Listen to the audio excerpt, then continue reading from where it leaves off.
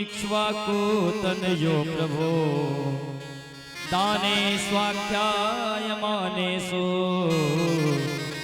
यदते कर्णमस्प्रसम्।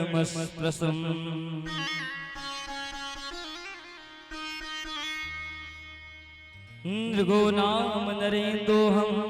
महाराज मेरा नाम नृग है, मैं सूर्यवंश के इक्ष्वाकु का पुत्र नृग हूँ। अच्छा, आपने कहीं ना कहीं मेरा नाम सुना होगा जरूर, मेरा बहुत नाम था।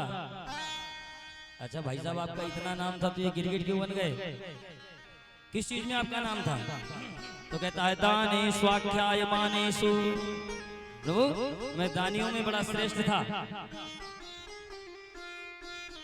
और अच्छा तो भाई साहब कितना दान किए? जितने आकाश में तारे हैं कोई नहीं गिन सकता, जितनी बरसात में बूंदे होती हैं कोई नहीं गिन सकता। सरकार हमने इस प्रकार से दान किया है कि इसकी कोई गिनती नहीं है।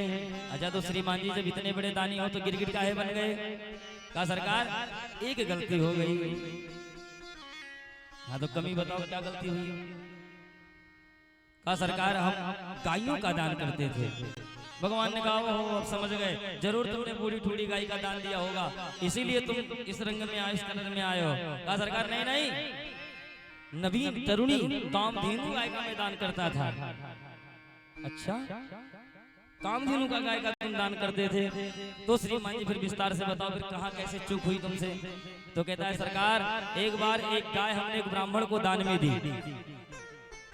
अब वो गाय लेकर के ब्राह्मण गया नहीं, मेरे घर पे ही छोड़ गया। कहा मैं कल लेके जाऊंगा। वो गाय बनी थी और मेरा स्वभाव था कि मैं प्रतिदिन गाय का सुबह दान करके ही कुछ खाता पीता था। ब्राह्मणों की लाइन लग जाती थी। अब प्रातः काल हुई, हम पहुंच गए, गायों का दान करने लगे। सो प्रभु वो गाय जो हमने दान की थी वो भी गाय हमने दोबारा दान कर दी। अब वो जिस ब्राह्मण को दान की लेकर के जा रहा था, तो जिस ब्राह्मण को पहले दान की थी वो रास्ते में मिल गया, उसने झगड़ा कर लिया, ये गाय कहाँ लेकर के जा रहे हो? तो ब्राह्मण ने कहा ये गाय अभी हम लेकर के आए महाराज नृग से, उन्होंने दान किया है हमें। कहा श्रीमान जी आपसे पहले ये गाय हमको दान में मिल चुकी है, ये गाय हमें दो। उसने कहा तुम्हें मिली थी तो तुम लेके क्यों नहीं गए? ये गाय हम लेकर के आए। दोनों ब्राह्मण आपस में झगड़ पड़े। कहा चलो इसका फैसला महाराज नृग ही करेंगे, उनके पास चलते हैं। तो नृग राजा नृग के पास पहुंच गए। जिस ब्राह्मण को पहले दान में दी थी ब्राह्मण ने खरी खोटी सुनाना प्रारंभ किया। महाराज ये गाय आपने हमें दान में दी थी, फिर आप इस ब्राह्मण को कैसे दान में दे दिए? अब राजा का दिमाग खराब हुआ। विप्र देवता हम अनजाने में ये काम कर गए। अच्छा ऐसा करो आप ये गाय इनको ले जाने दो, आप दूसरी गाय लेके जाओ। ब्राह्मण ने कहा देखो एक बात पे अटल रहो, ये गाय जो मुझे आपने दी थी मैं यही गाय लूंगा। अच्छा तो ब्राह्मण देवता आप इनको दे दो, आप दूसरी गाय ले लो। उसने कहा राजन कैसी बात करते हो? आपने अभी संकल्प करके ये गाय मुझे दान में दी है, इसलिए मैं इस गाय को नहीं दे सकता। अब सही निर्णय ना कर पाने की वजह से दोनों ब्राह्मण जब लड़ पड़े तो दोनों ने श्राप दे दिया कि राजन आपको जो है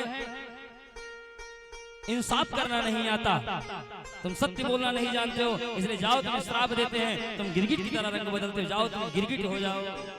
प्रभु बस एक छोटे से श्राप के कारण मुझे गिरगिट बनना पड़ा।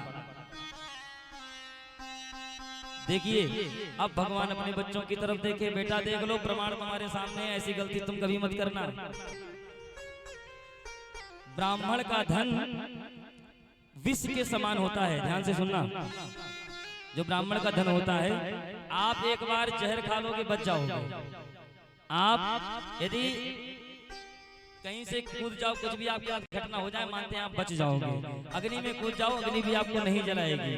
पर यदि गलती से भी आपने ब्राह्मण के धन का हरण कर लिया या आपने ब्राह्मण के धन को छीन लिया तो याद रखना कुलम समूलम विनाशनम, समूल कुल का विनाश हो जाएगा।